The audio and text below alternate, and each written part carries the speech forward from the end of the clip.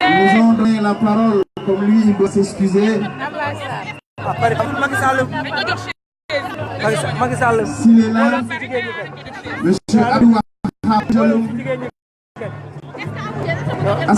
à cette manifestation historique, l'heure est grave.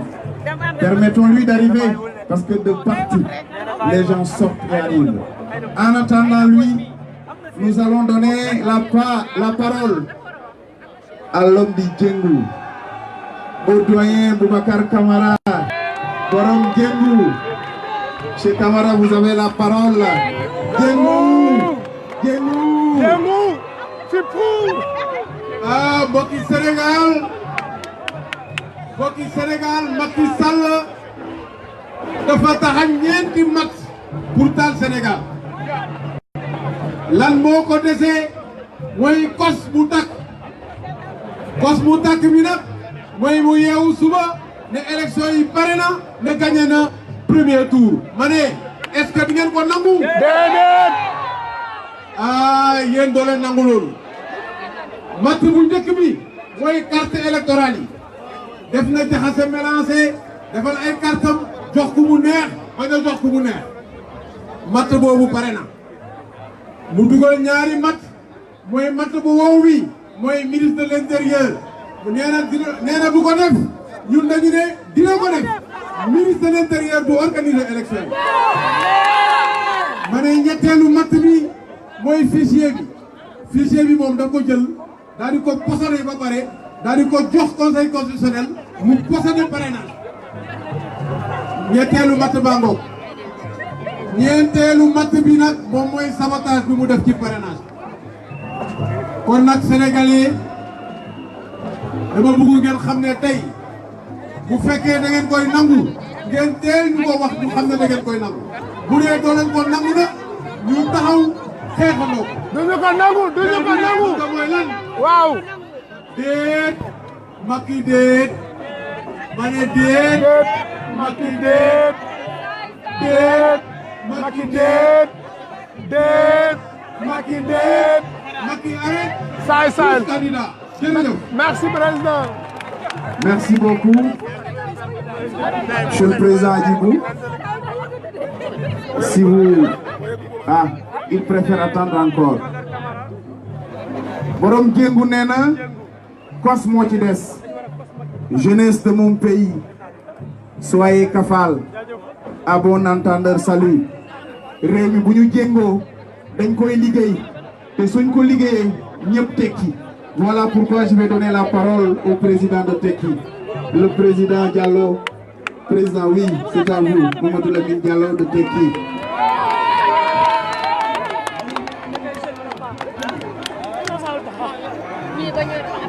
Assalamu alaikum, Molomi. Manglendi, c'est un tour accès Nissan. Nous leader vidéo les 26 candidats les 26 candidats contre Macky Sall. Nous également tous les leaders du Front de résistance nationale. C'est une mobilisation qui rafet na taxaw na xam naa ne gagné débrouillé nañu pour bloquer ay bus ci ci autoroute bi mais gaañaa ngi ñëw jàkkaarloog Macky Sall parce que nag dañu war a xam ne Macky Sall lu tax mu def lu mu def pétrole bi ak gaz bi moom moo ko tiital moom la bëgg akimoo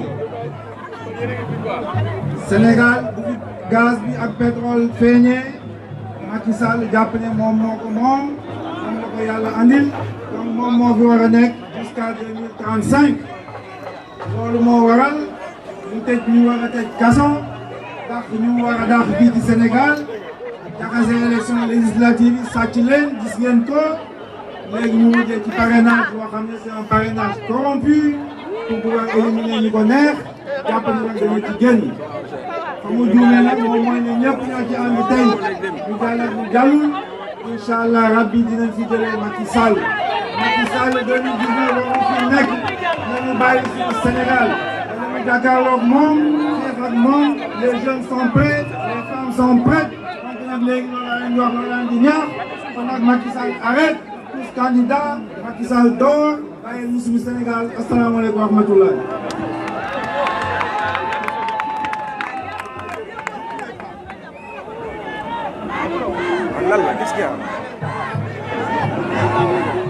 Merci beaucoup doyen Mamadou Lamine Diallo borom tekki dégg ngeen fi léegi ñu ne Hadjibou jusqu'au bout doyen Camara nañ jéngu buñ jéngoo ñu tekki waaye pour ñu jéngu tekki foog ñu ànd jëf et voilà pourquoi nous allons donner la parole à Mamadou Diop Decroix président ànd jëf.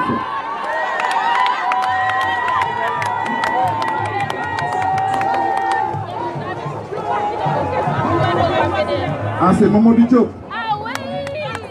Ah, que je sois excusé.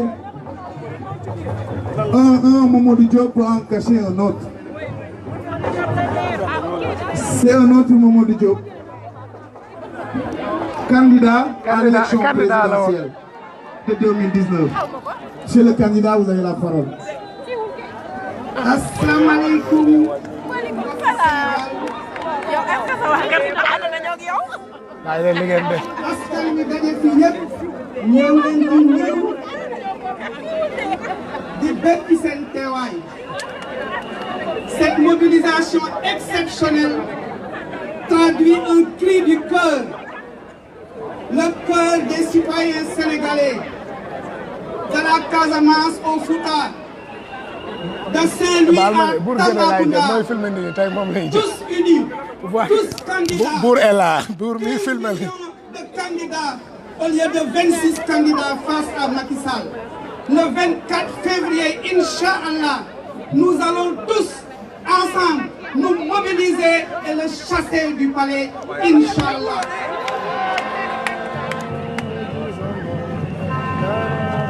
Il y a de cela 7 ans, ici même, il avait pris un certain nombre d'engagements vis-à-vis de vous tous. Aucun de ces engagements n'a fait objet d'un respect quelconque. Aujourd'hui, il s'agit pour vous tous, chaque Sénégalais, chaque Sénégalaise, chaque citoyen du monde, ami du Sénégal, de dire non à cette dictature rampante, à ce conflit ourdi au niveau le plus élevé, pour faire un bas sur les ressources du Sénégal. Ensemble, nous allons tous dire non. Ensemble, nous allons nous mobiliser. Ensemble, nous allons retirer les cartes d'électeurs. Ensemble, nous allons, le 24 février, très tôt le matin, aller au niveau des bureaux de vote, voter, prendre ce qu'il faut pour, ensemble, avec chacun, essayer de convaincre qui sera vainqueur de cette élection. Mais l'essentiel est que ce soit un candidat de l'opposition. Je vous remercie. Merci. Que mes confrères m'excusent, mais je ne peux pas faire deux boulots en même temps. Je n'arrive pas à tenir tous vos micros. S'il vous plaît, excusez-moi. S'il vous plaît, donne-moi la liste là. Voilà, excusez-moi simplement pour rappeler que nous avons parmi nous Maître Mame Adama Gueye et Cheikh Tidiane Dièye venus répondre à l'invitation des candidats. Sànq laa doon wax ni ci juum ne balaa ñuy ànd jëf dañu nañ bokkandoo fippu ngir ñu tekki balaa ñuy bokkandoo fippu ngir ñu tekki ñun ñëpp foog ñu bokk gis-gis di xàccandoo di doorandoo. Voilà pourquoi je demande au président de Bokk Gis Gis, le président Pape Diop, de bien vouloir venir pour son vie. Monsieur le président, vous avez la parole.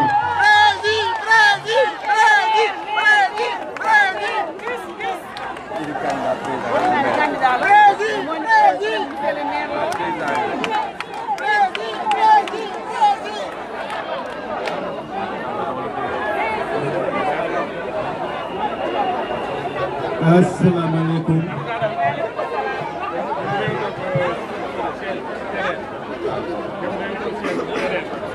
Mbokku Sénégal. maa ngi leen di nuyu. ñu nekk ci biir réew mi.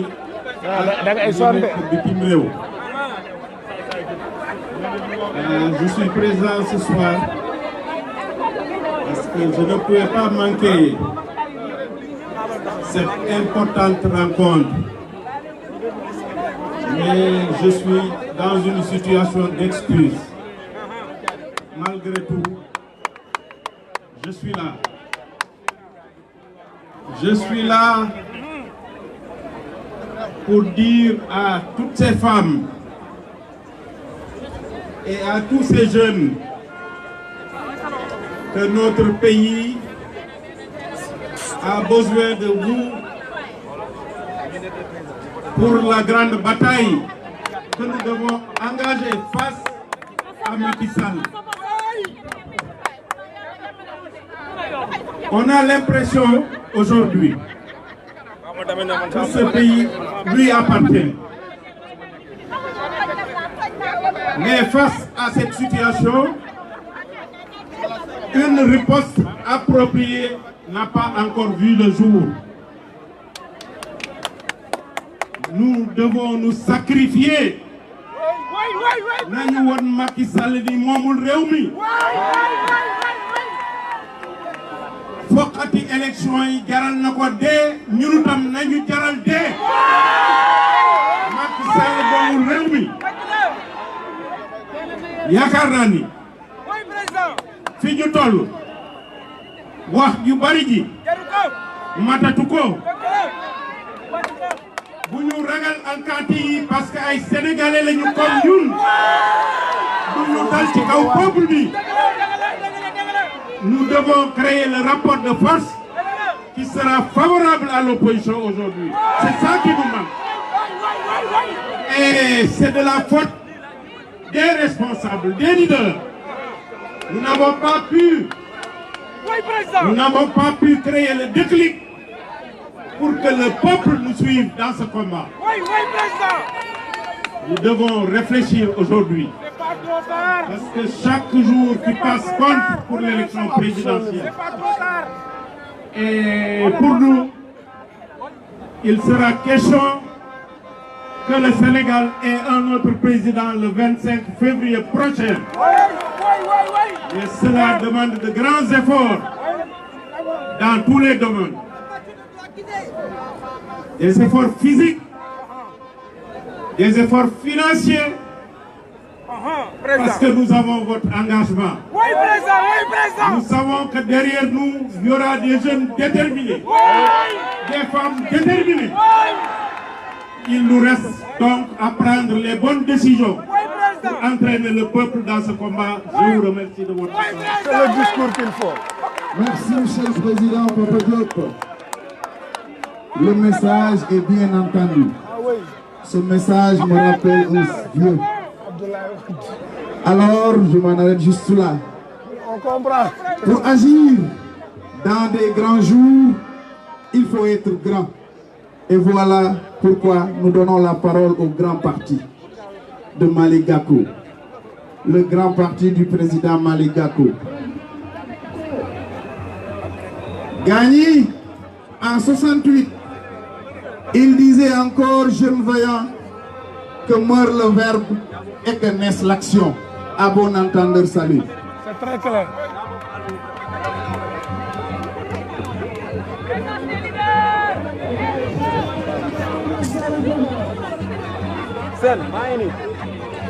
salaamaaleykum mbooloo mi maa ngi leen di nuyu yéen ñëpp au nom de Malick El Hadji Gakou bi nga xam ne moom néew fi jëmm ci néew bi waaye yónnee nañu pour wax ni que lépp lu fi ci ànd nekk ci fii waaye dafa nekk déplacement nee na nag ma yónnee leen benn message boo xam ni luy grand parti waaye coalition bu ñu bokk bu ñu demee moo doon grande coalition de l'espoir lu mu wax mooy lépp lu opposition bi def kenn ko ci jiitu ñi ngi wax ci média yi sax am na ay baaro yogo wala kii loolu nekkul suñu kii leeral nañ ko fii la ñu nekk Macky Sall bi wax ak moom jeex na fi mu toll nii jëf la ñuy def ak moom te gisagul dara ñi ngi koy waaj incha allah yàggatul le 24 février balaa loolu sax xëy na dinañ ko jaxase génne ci dëkk bi di leen di nuyu ñëpp jërë ngeen jëf. merci Pape matin nga liñ la doon doyee waaye ñun ñëpp buñ taxawee fii ñun ñëpp buñ toogee fii Sénégal rek moo ñu ñor moo tax may woo borom Sénégal rek le président Atepa le président Atepa vous avez la parole pour Sénégal rek Sénégal rek Sénégal rek.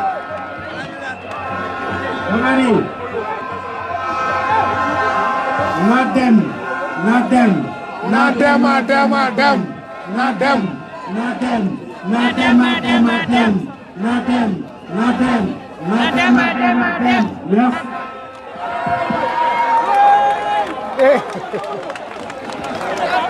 C'est un signal fort à la jeunesse.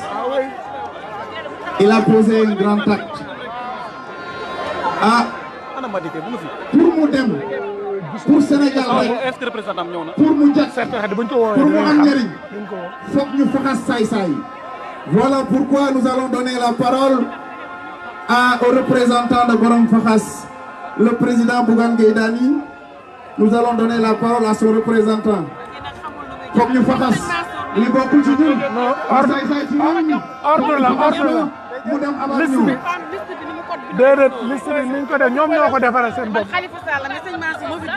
déedéet demewul noonu en fait ni ñu ko liggéeyee waaw wuy ma xam nga man dama fekke démb loolu laa lay expliqué ñoom ñoo bind defar seen liste wax ni lii lañ koy defaree non ñoom ñu ki bind ko de ñoo ko bind ñoom leader mbéjum kenam borom moo koy fajal boppam. Macky Sall tëj na Karim Wade mu ne déet mu exilé ko. Macky Sall jaay na doole Khalifa Ababacar Sall mu ne déet mu ngi ko tere candidat. dama bëgg sénégalais yëpp xam ni lii du xeexu politiciens yi waaye xeexu askan bi la. na ku nekk ci pàcc ba nga bokk ci kër yi gox yi ëtt yi ak diwaan yi na ñëpp lëkkaloo ñu ànd jëlee fi Macky Sall pour Sénégal bu bees pour Sénégal bu naat jërë ngeen jëf. pour ñu am Sénégal bu bees am Sénégal bu naat dama am lu may fàttali seeni nopp DJ may ma son bi parce que l'heure est grave tous ensemble écoutons attentivement DJ. En attendant qu'il arrive, nous allons donner la parole au président, au représentant du candidat Moustapha Guirassy, candidat à l'élection présidentielle. Chenias, vous avez la parole.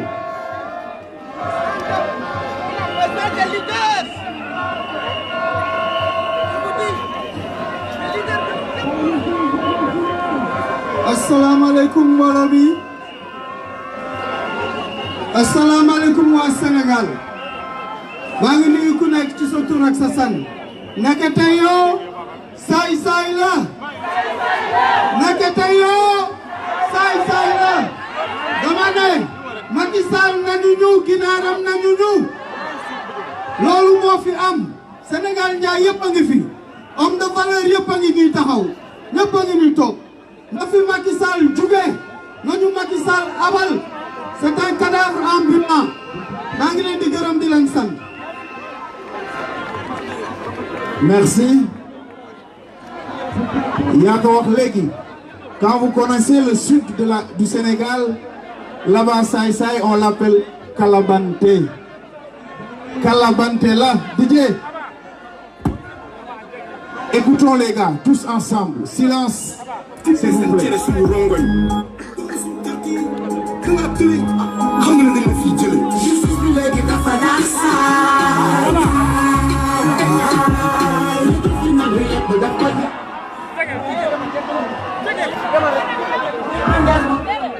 Bidé, vous nous devez vous ça. Mets-moi la musique au même tempo que tout le monde. Une jeunesse qui écoute ses leaders est là. des femmes disponibles à porter le combat est là. Il nous manque juste l'ambiance pour préparer les veillées de guerre qui sont souvent faites de veillées nocturnes. On mange bien, on danse bien parce que demain c'est la grande bataille. La jeunesse du Sénégal, vous êtes tous interpellés. Les femmes du Sénégal, vous êtes tous interpellés. Wax ji nekkatul ay wax ji jëf la. Et pour le réussir, il faut poser un grand acte. Voilà pourquoi nous allons demander au président de acte, le président Abdoul Mbaye, candidat à l'élection présidentielle, de bien vouloir prendre le micro. Assalamu alaikum. ñoo ngi ma sant yàlla julli ci yonent Rasulullah sallallahu alayhi wa sallam maa ngi nuyu képp ku fi teew ci turam ak santam di nuyu it waa Sénégal yàlla teg nañu nattu bu diis bi mu tegee président bi dénk ko Sénégal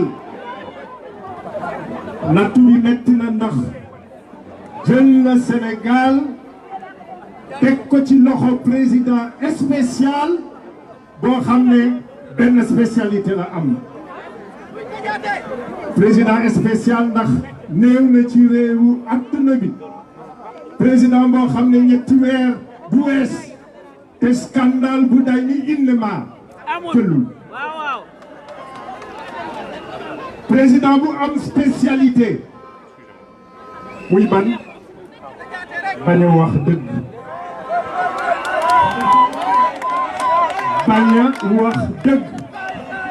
te loolu kat munoon na yem ci ñun munoon na yem ci Sénégal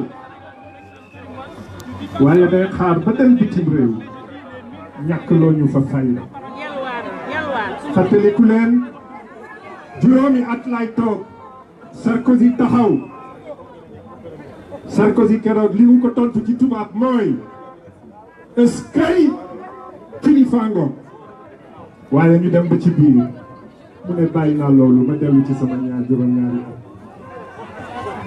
moo tax it bi mu jógee ma seen ko boobu mois d'avril la mu toog ca Élysée génn ne waaw Sénégal 300 parti ñetti téeméeru parti la am bu fekkee ne duggaluma parrainage dinañ mujjee am téeméeru candidat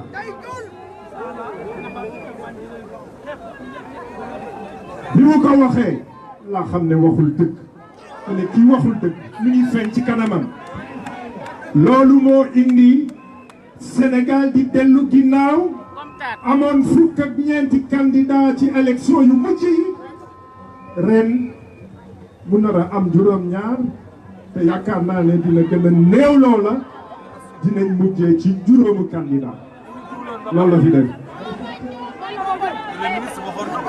natt bi nag mu des ci ñu teggi ko ci naka benn war nañu tuub de ndax yàlla du juum teg nañu loo xam ne am na wàll bu jógee ci ñun war nañu seetaat suñu jikko ku ne xam na fi nga tooñee yàlla tuub loolu di benn ñaar ñu ñaan yàlla mu jëlee fi Macky Sall te nu mu gënee ci Sénégal te nag Dieu est juste buñ koy laaj lii ñu koy laaj buñ koy ñaan lii la ñu koy ñaan nañ ko ne bu fekkee ne Macky Sall lekk na suñu 15 boo xam ne waru ko woon a lekk bu fekkee ne lekk loo na ko mbokkam ak i xaritam te waru ko woon a joxe dindi ko bul xaar sax élection yi dindi ko mu dem yoonam ñetteel bi nag muy suñu sabab ñun suñu wàll ñun suñu carte ñun bés bu ñu duggee ci bureau de vote muy 24 muy deuxième tour nañ ca dugg jàpp ne Macky Sall nekkul ca biir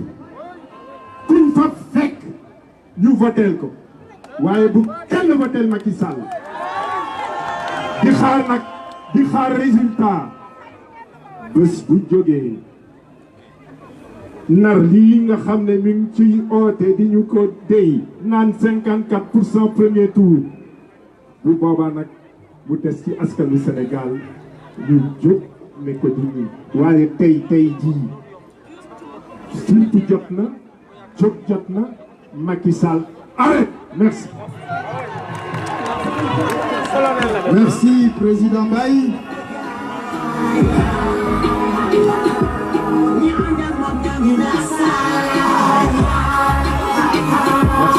dëgg Macky mooy saay saay lépp lu la dig lu dul yóbbu la dig xamal li dina dig waa ji moomatul dig ni dig man ko ni nga dig askan wi dem ak xiif nga jàpp du xiif jàmm dafi jot étudiant yi nga jot élection yi dina opposant yi nga jot ci ñu sàkkaan ñu maanaan dëgg débat ndaw ñi waliyaan léegi dafa daan saay li du fi nag bi lépp daf ko jaay ñi ànd ak moom ñooñu naat saay naat saay léegi mu jeex duggee soyez rassurés. dëgg Macky mooy saay saay. Je crois que le message est bien compris. Nous nous annonçons que nous avons parmi nous la diaspora, nous Tunkara ak 1 million marche, ñu ngi fi. Merci les gars. Merci les gars. waaye mbooloo mi dañ ma yóbbante ci leader yi ñu ni ñu ngi leen di laaj ndax ak condition yi dinañ bàyyi élection am ci mim réew. Est-ce que dans les conditions pareilles il est possible de faire une élection? Jeunesse de mon pays, femmes de mon pays, au-delà des discours de nos leaders, notre engagement personnel est interpellé. Que chacun d'entre nous prenne ses responsabilités, car l'heure est grave. Quand tu as affaire à un saï-saï, il faut utiliser les mêmes méthodes que lui. Ces gens-là ne connaissent que de la violence. L'autre disait dans ses réflexions, par moment, la violence organisée est indispensable pour remettre de l'ordre.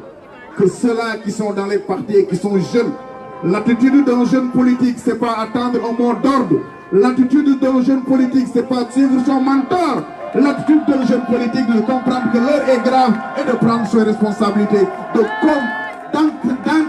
d'enclencher le corps à corps, le œil, le dent pour dent. La jeunesse, vous êtes interpellés. Nous devons prendre notre responsabilité. Au-delà des discours de nos leaders, que chacun, dans ses officines, prenne ses responsabilités. Car l'heure est grave. Quand on est en droit, on ne négocie pas.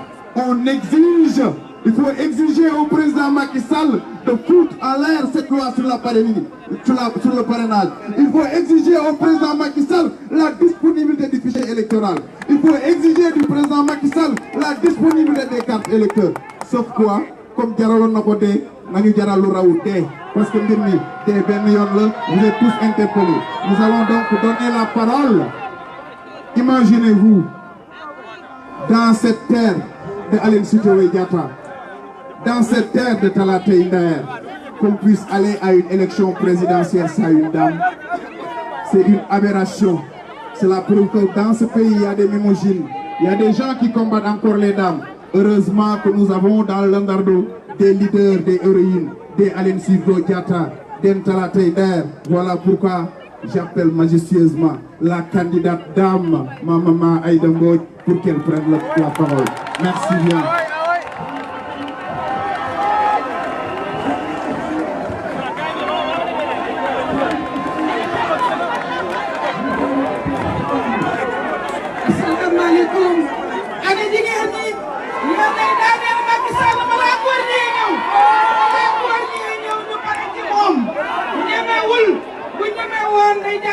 jigéen ñi jàkkaarloo góor ñi ñemewul yéen peuple du Sénégal yéen a am seen ay candidat yéen a validé seen validation moo compté ñu fale wuñu invalidation Macky Sall c'est le peuple qui a validé ses candidats c'est le peuple qui va rester debout devant Macky Sall c'est le peuple qui va freiner la volonté de Macky Sall qu'il est en train d'exercer sur nous chers leaders chers candidats, refusons de subir la volonté de Macky Sall. Macky Sall mënul nekk di ñu imposer dictam ba mu commencé ba léegi 2012 ba léegi nanguwul reconnaître opposition lu ko neex lay def majoritaire loolu dafay arrêté loolu dafay bañ su ko góor ñi mënul a dindi yéen jigéen ñi yéen a ngi nii ñu dañ koy dindi bu ñu àndee seen i xajuñu ci ñoom yéen la ñuy déglu yéen ay le peuple est souverain nañu taxawal li ñu bëgg na joxe carte yi lan mooy day luñ ko wax ñu ne maa bañ du ma ko def changer ministère de l'intérieur mu ne du ma ko def bu ma dem élection sans carte du ma ko def kon nag dama ni Segu moo mën ni du ma ko def ñu ne dañu naan duñu fi bàyyi Macky Sall duñu ko def duñu ko def duñu ko def duñu ko def duñu ko def. du ko kenn def kenn du ko def te duñ ko def Sénégal Ndiaye bi duñ ko def le candidat Mamadou Ndiaye du Sénégal Ndiaye est demandé. S'il est là, M. Ndiaye, nous sommes représentants. Apparemment, il est en cours de route. Nous allons donner la parole au représentant du candidat Madické 2019. S'il est là, le représentant de Madické 2019. Il n'est non plus pas là. Alors les gars, quand l'heure est grave, il faut faire un choix. Et ce choix-là doit être pur. Professeur Issa Sall, candidat à l'élection présidentielle de 2019, vous avez la parole. Le représentant de PUR. Assalamu alaikum mbooloo. Assalamu alaikum waa Sénégal. li ñu war a jàpp mooy deuxième tour buy am Macky bu mu ci bokk. Deuxième tour buy am nañu éliminer Macky dès le premier tour. te loolu mun nañ ko détermination rek la laaj seen carte yi jëli leen ko parce que mbir mi carte la. man nag bi parrainage bi commencé ma gis ay ndaw si borom kumba si borom musóor bi di njëkkante di buuxante pour jël première place moom dafa xamoon ne bu nekkoon ci yenn place yi candidature Macky du jàll. ma wax leen ne réew du ay biceps du doole lañ koy jiite réew xel ak xalaat lañ koy jiite jël nit ki def Omar wala mu def Umar benn la waa nit ki def Omar wala def Umar ñu ne éliminé nañ ko. donc parrainage bii mat na at waxoon naa ko fi ne dina taal réew mi loolu man waxoon naa ko newoon naa parrainage bi baaxul tey baaxul ëllëg l'histoire m'a donné raison ñëpp xam nañ ne parrainage bi baaxul tey baaxul ëllëg bu ko defee nañu wax waa conseil constitutionnel ne bu ñu ñëkk parce que fii bu nekk ñëpp moo leen jàpp wóor na leen wóor yàlla ne nañu càmbare candidature yi teguñ ko ci yoon loolu nag ñun ñoo ko mën a fajal suñu bopp nañu fexe daal na ma leen ko waxe ci njëlbeen ga mooy deuxième tour buy am bu ci Macky bokk nañu fexe ba éliminer ko dès le premier tour. Asalaamaaleykum wa rahmatullah. Merci professeur. ñu jox kaddu gi dama juum sànq la candidate Aïssata Tall Sall wala représentant.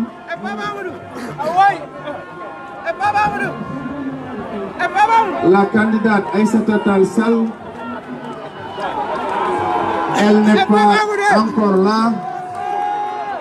Nous allons avancer. Raï, nous allons avancer et donner la parole, écoutez-moi bien, au représentant du candidat député maire Khalifa Ababacar Sall. Lui, c'était mon professeur au lycée. J'espère avoir bien tenu, professeur.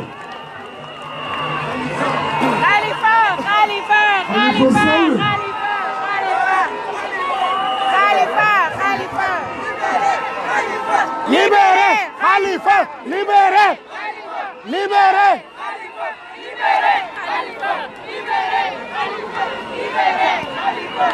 mbokki Ndakaaru, mbokku Sénégal, mbokku diaspora bi.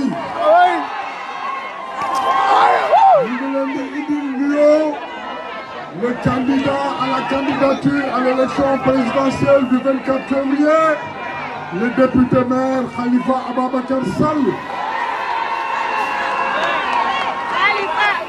Khalifa nee na mi ngi feddali bokkam ci opposition bi. Il est de l'opposition, il est dans l'opposition, il est avec l'opposition. Il demande à cette même opposition de travailler pour l'unité et la cohésion. L'unité et la cohésion pour bouter d'or le pouvoir moribond, incolore, inodore et sans saveur de la paix et de Benno Bokk Yakaar. Macky Sall et son pouvoir doivent partir. Il doit partir parce qu'il a déçu la jeunesse. Il doit partir parce qu'il a déçu les agriculteurs. Il doit partir parce qu'il a déçu la jeunesse. On nous parle d'émergence. De quelle émergence s'agit-il? C'est l'émergence des difficultés et des problèmes. C'est l'émergence de la malédiction. Ce qui se passe dans notre pays est inacceptable. Bu ñuy wax émergence, am na ndawu Sénégal yi ñu doon emploi. Est-ce que am ngeen liggéey? Déedéet. Est-ce que Macky Sall jox na leen liggéey? Déedéet. Alors ndaw yi fan la ñuy dem di immigré wu dee ci biir géej gi. Nous pensons que c'est pas normal. Macky Sall njiit la boo xam ne du wax dëgg.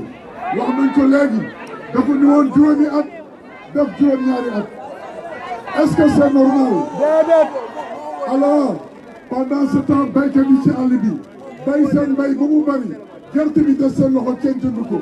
Est-ce que c'est normal? Non. On nous parle d'émergence pendant ce temps. L'école est en grève. La santé aide à mourir. Le justice est en grève. Le pays est en panne. C'est pas normal. C'est pas normal. Le Sénégal était le premier de la classe en Afrique. Aujourd'hui, le Sénégal est le dernier parmi les derniers en Afrique et dans tous les domaines. Est-ce que loolu war nañ ko seetaan? Dégg naa léegi sama benn mag mu naan Macky na dem na dem na dem manu ko déedéet góor mooy xam war a dem Senghor daan na wax naan man na demay tax a dem xama demay tax a dem mais kii di dem xam nga lan la moo ko war na daw na daw na daw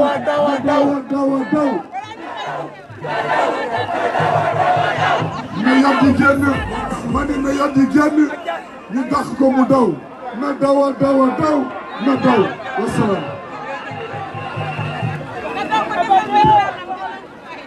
Merci. kon na daw ñu leen koy fàttali rek. Nous vous demandons de redynamiser le front au niveau des communes. Parce que ci communes yi ci le terrain d'opération yi di amee. ku ci ñibbi tey yéen ku ci nekk ci commune bu leen xaarati mot d'ordre leader. L'heure est grave te tey lañu war a joxe avant-goût incha allahu rabbi.